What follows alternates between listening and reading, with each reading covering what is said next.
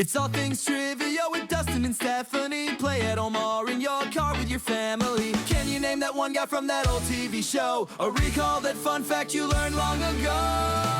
Stay for the trivia and the stories we share. This jingle is corny, we're sorry, we swear. Thank you for making us part of your day. Now it's time for some fun. Come on and let's play! Come on and let's play!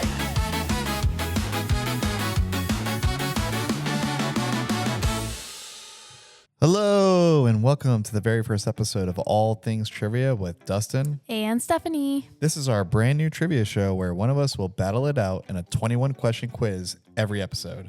We love trivia, and we can get pretty competitive. Most of our car rides have basically turned into a family game show. Yeah, that's true. And a huge shout out to Road Trivia on YouTube and Family Road Trip Trivia podcast. We've probably listened to every quiz they put out.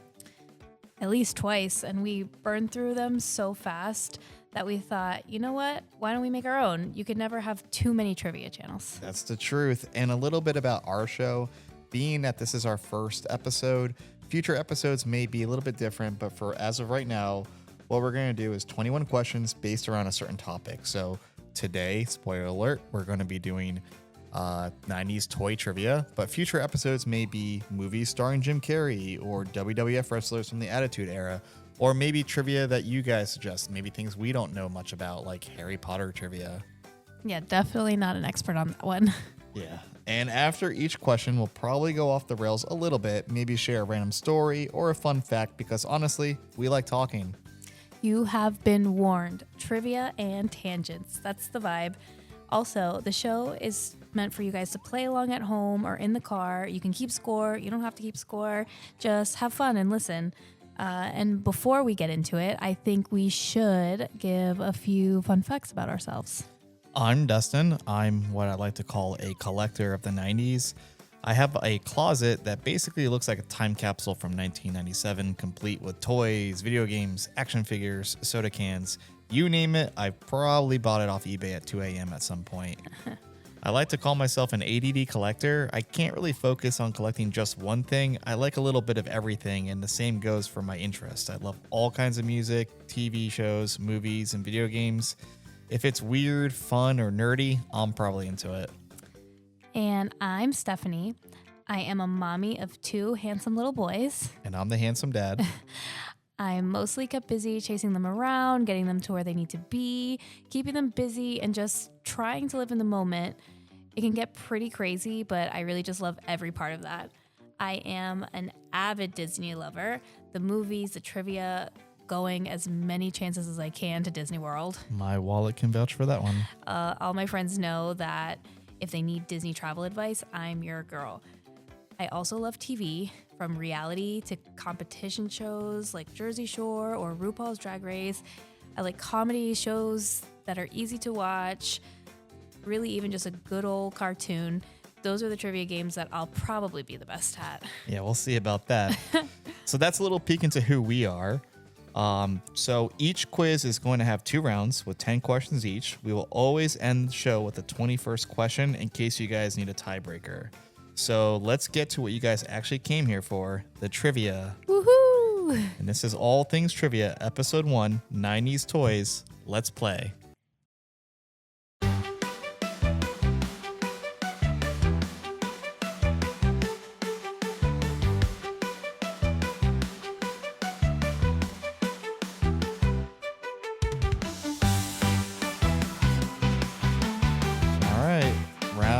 Of 90s Toys Trivia. Are you ready? Oh, yeah. All right, let's get the show on the road. Question 1. What 1998 talking doll became infamous for accidentally saying phrases that sounded like swear words?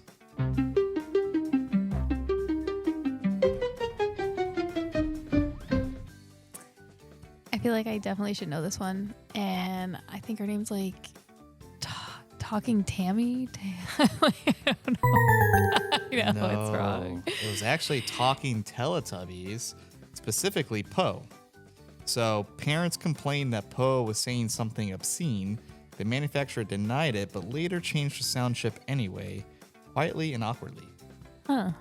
I'm not going to go into what They was said said. this is a family podcast. Question 2. What 2000 robot dog became one of the first mass market robotic pets?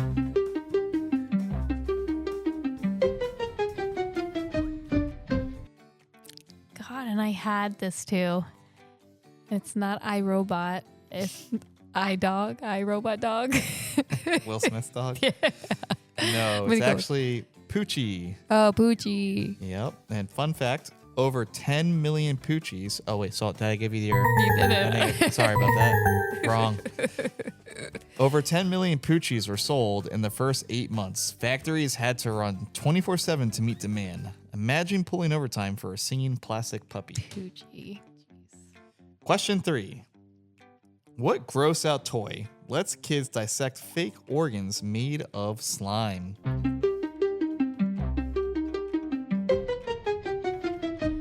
God, you're not going easy on me at all. It's not that Oogie Boogie thing. I don't know what you're talking about. No. It's actually Dr. Dreadful. I've never heard of that in my life. Yeah, I actually wanted one of these as a kid, never got it. But the slime was actually edible, and you could literally eat the brains. So, Ew. yeah, kids were Oh, eating God. fake organs for fun, The boys probably would go crazy for that. right? Question 4. Which tiny toy company had the world's fastest talking spokesman in their commercials?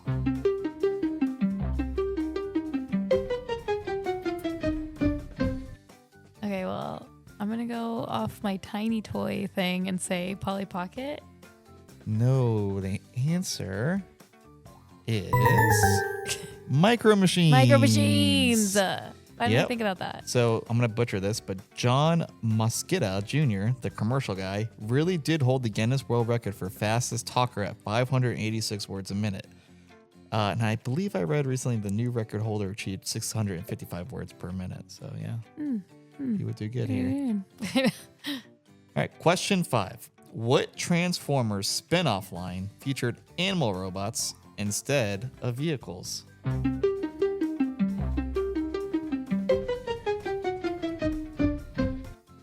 Is it like Animorphics? No. Sorry. Have I that's- gotten one? No. Animorphs was a book. Oh, well, Yeah, they didn't make toys? No, but actually we did see this recently at the Ollie store that we went to. It was Okay. called Beast Wars. So Beast Wars cartoon actually won a Daytime Emmy in 1998 for animation. So you can go back and see that early CGI. It was bad. I just want to say these sound like all boys' toys, so Well, the next question will be perfect for you. Question 6. What 1996 doll could eat plastic snacks but was quickly recalled after kids' hair and fingers got caught?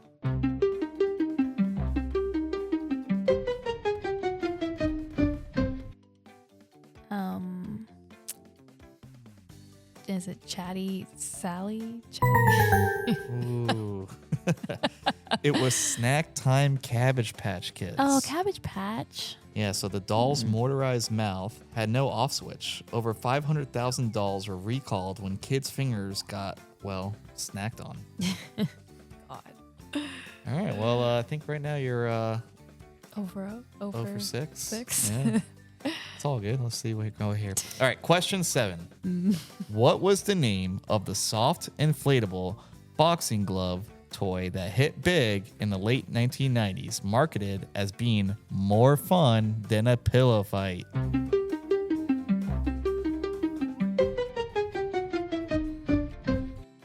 Sock'em Boppers. Correct. Haha, nice sound. So, soccer boppers, also known previously as sock'em boppers. So, 5 million units of soccer boppers and its spin-offs like Sock'em Shields and Sock'em Screamers were sold internationally. Question 8. Which fashion doll, released in 1992, holds the record for being Mattel's best-selling Barbie ever, largely thanks to its extremely long hair?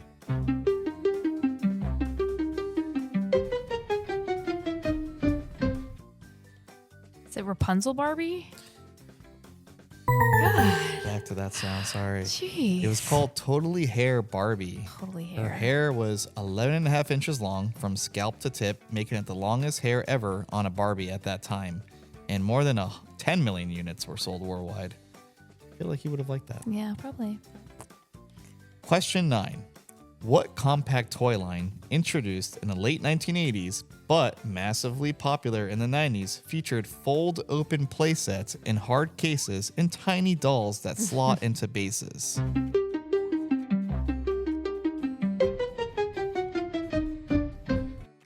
This is my Polly Pockets. Yay!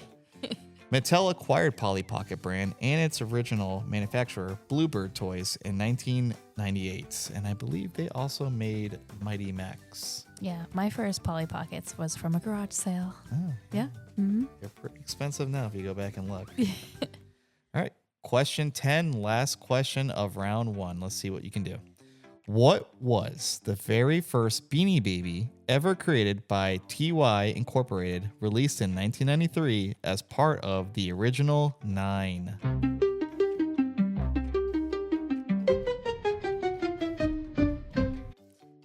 Was it a bear? Like no, brown bear? No, it was actually Legs the Frog. A frog. I had a frog. The original 9 Beanie Babies includes Legs the Frog, Spot the Dog, and Patty the Platypus. Debuted at the World Toy Fair in New York City in 1993. Despite modest early sales, their collectible status skyrocketed in the mid-1990s, helping TY Incorporated become the first company to make over $1 billion in profits without any traditional advertising. Beanie Babies briefly outperformed McDonald's stock.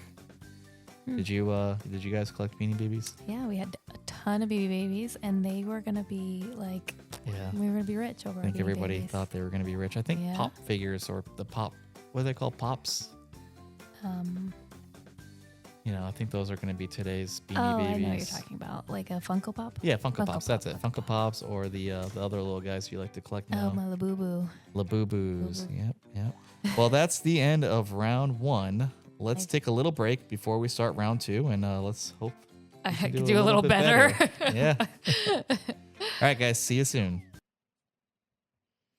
All right, welcome back. We're on round 2. We were talking during the break, and 2 out of 10. If anybody's keeping score, 2 out of 10. we don't have to. So let's turn that around. And I'm gonna admit, I, being a collector of 90s toys, probably would have done the same.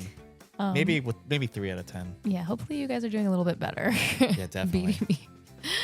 All right, so we're gonna start round 2. Question 1. What handheld reflex game told you to twist it, pull it?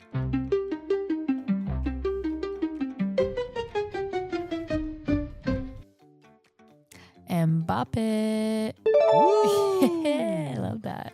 So the inventor of the popular electronic game Bop It is Dan Klitzner. His creation was inspired by his work on television remote controls in the 1990s. While working as an industrial designer, Klitzner developed a prototype for a children's TV remote, calling it the Channel Bopper. His idea was to make kids more active while changing channels. The remote required kids to perform physical actions like bopping a hammer-shaped remote to change channels, twisting a knob to adjust the volume, and pulling on the end of it to turn a TV on or off. Did you know that? No. I read that today. I thought that was actually pretty cool. But did you know that, like, probably around when we first started hanging out, we had a Bop It, and we would play it for days to try to beat each other. Like 5. Yeah, it was like the different white features on one it. that was like kind of an S, not just a No, stick. I remember that. Yeah. All right, question 2. What 1998 toy was banned from the NSA, that's the National Security Agency, headquarters for supposedly recording conversations?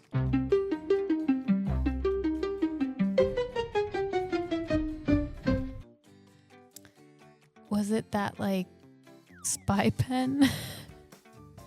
No.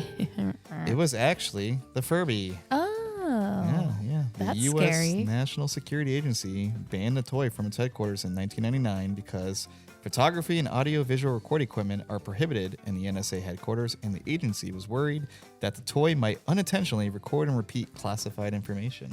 But like, did they have like knowledge that it was doing that, or? No, I don't think it was. I think they were just, it was the 90s, and it was just, they were scared. Maybe it was created by Russia. New technology. Yeah. Did you have a Furby? I did have a Furby, and it was creepy at night. My grandma had a Furby that we would stay at her house and be creeped out by that Furby. I just realized I don't have a Furby in my 90s closet. That might be something I have to look into. Yeah. All right, question 3. What 1990s handheld recorder became famous after being featured in Home Alone 2, Lost in New York, and was later released as a toy?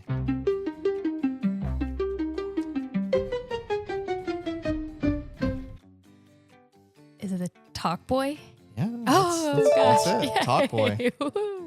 So the Talk Boy was originally a movie prop created specifically for Home Alone 2 in 1992, but due to a huge demand from fans, Tiger Electronics released a real working version complete with voice-changing feature seen in the film. It became one of the best-selling toys of the 1993 holiday season. Did you ever have a Talk Boy? No. Yeah, I did. I remember the commercials, and I don't know, there was like a kid and his sister was like with her boyfriend, and he recorded himself saying, "Hi kids, we're home," and he played it slower, so it sounded like an older guy talking. Really didn't sound like an adult, but yeah, I didn't use it for that. I think I used it for recording music off MTV and making my own mixtapes. That's funny. Question 4. What building toy was inspired by drinking straws at a wedding?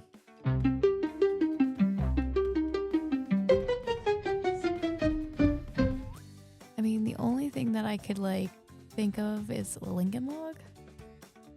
Oh my gosh. Connects. Oh. You remember Connects? Yes, but how did they like do the ball thing or like the circle? I guess it was like a He must. circle I at don't know. first. I never had Connects. We had Connects. Chris really liked my brother. My brother's Chris. Yeah, they I guess he started snapping straws together at a wedding and thought, "Hey, I can make millions doing Yeah. this," and he did. That's how the rock thing is. Question 5. What make your own candy bug kit had kids cooking gummy worms in mini ovens?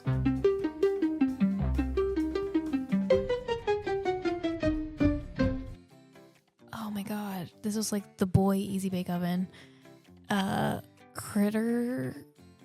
Gummy critters? I don't know. Creepy crawlers. Creepy crawlers. Creepy I crawlers. knew that. I knew that. That's another toy that I never had, but I wanted. Sorry about it. All right, moving on. Question 6. In what year were Pokemon trading cards first introduced in the United States?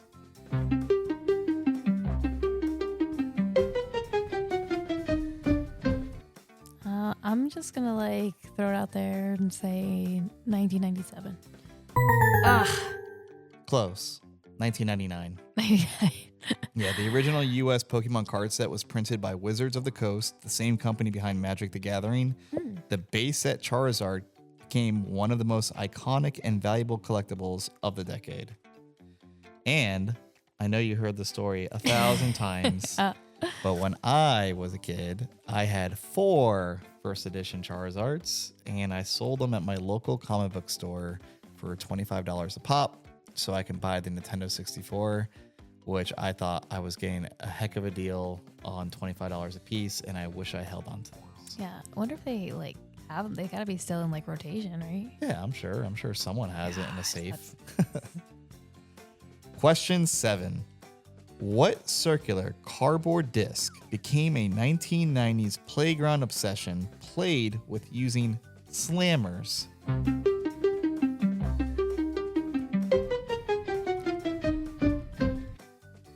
It's gotta be Pogs. Yeah. So Pogs were inspired by a 1930s Hawaiian game played with milk bottle caps. The name comes from Pog, a juice brand, passion fruit, orange, guava. Did you know that? Sounds good. I didn't know about that, but I knew that it came from Hawaii. But yeah, I still have some Pogs. Yeah, in the closet. Question 8. What Lego line introduced story-driven heroes like Tahu and Kopaka?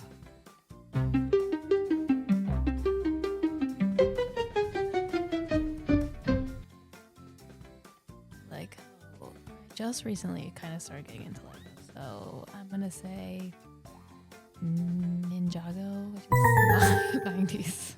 No, and this is a little bit of a early 2000s question, but it fit in here. It was actually Lego Bionicle. Oh, I do know that. I do know what those are. Yeah, so this may be hard to believe, but in 2003, Lego was losing over $1 million a day and had accumulated such significant debt. The company was virtually out of cash, and Bionicle literally saved Lego from bankruptcy in 2003.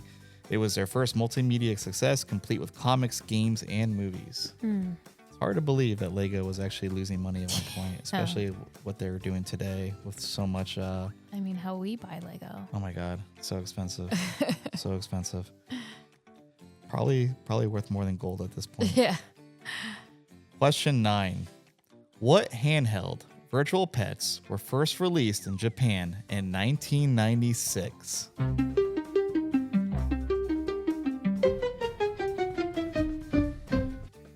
Tamagotchi. Tamagotchi, correct. So even though Tamagotchi is known as the first virtual pets, Gigapets and Tamagotchis both debuted in U.S. stores in May 1997 and sparked a full-blown virtual pet war. What was your first, Tamagotchi or Gigapet? I only had a Tamagotchi, but I remember like going to school and people have like 3 or 4 hanging from their backpack. Yeah. And my parents were like, absolutely not. You can have one. It is what it is. I had neither. I remember Tamagotchi, I remember Gigapet, and I remember Nanu. Oh, yeah. I mean, you didn't have, your mom tells a story about how you made her feed your Tamagotchi while you went to school. Well, eventually, my dad got me a Dinky Dino. Oh, it was. Which was like a knockoff. But actually, it was really fun. Yeah. And yeah, my mom had to feed it because we weren't allowed to bring them to school, and we didn't want to come home to a dead Dinky Dino. Dinky Dino. All right, last question of round 2, question 10. Although first released in the 1960s, what miniature oven toy saw a major resurgence in the popularity during the 1990s?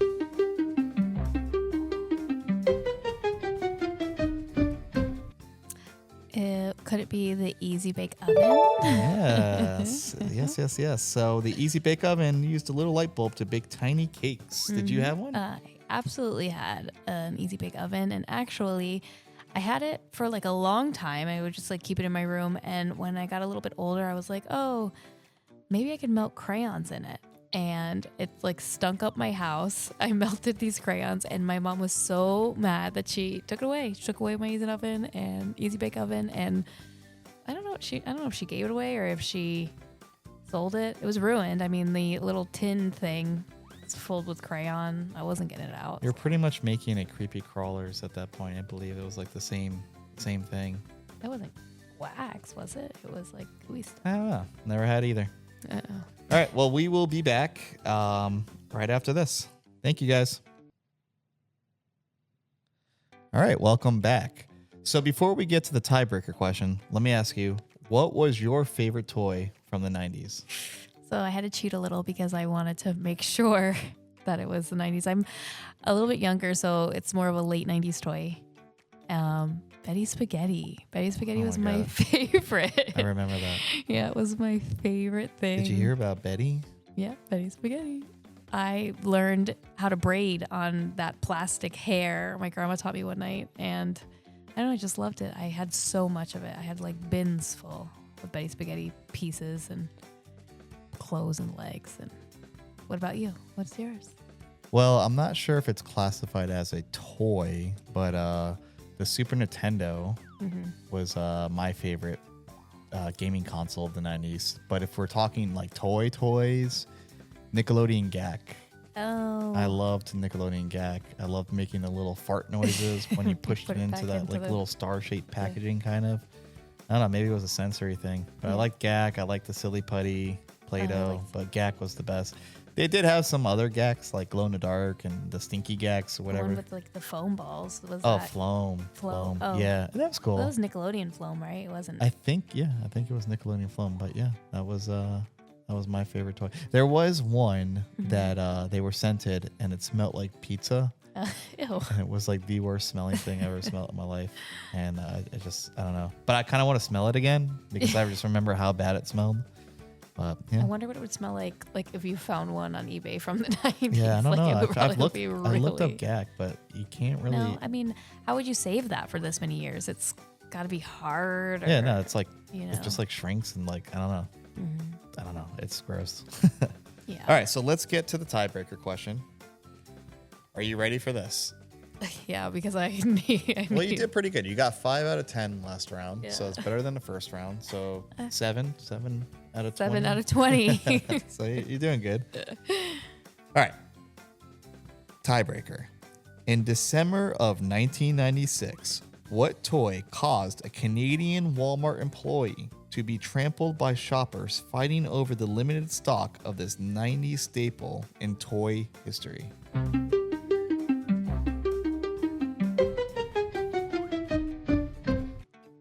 Okay. Is it a Power Ranger? Was it? Oh God, not even close. No. It was actually Tickle Me Elmo. Oh, I knew, and I knew that story too. I knew that whole Yeah. thing. So due to the shortage of Elmos, there were classified ads that were filled with people selling the toy for thousands of dollars.